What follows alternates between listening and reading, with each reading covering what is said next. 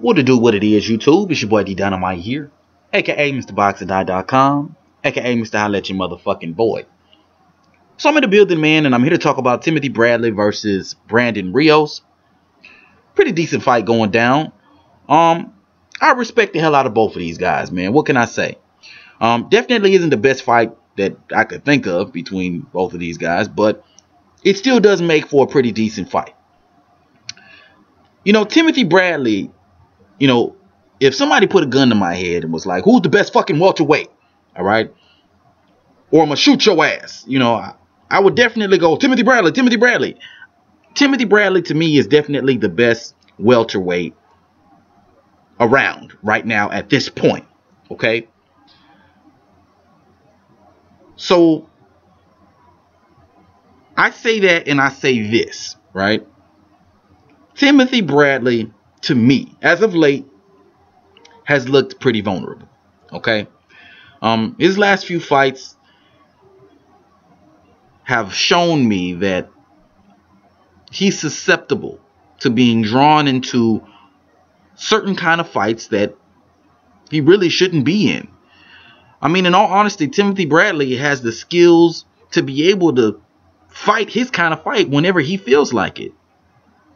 But for one reason or another, he ends up in these slug matches or these slugfests, duking it out with someone who clearly has the advantage over him in that kind of fight. And I suspect it'll be the same in this fight versus Brandon Rios.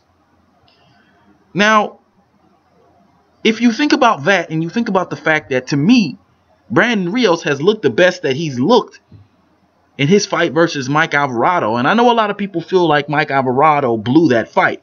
And he may have. But if you look at what Brandon Rios was doing specifically, exclusively, he was doing things in that fight that would lead anyone to believe that Brandon Rios is rejuvenated. Okay? He looked fast. He looked strong. He was throwing combinations. He was pivoting in, pivoting out. He was very technically good in that fight. If you go back to that last Mike Alvarado fight and watch it.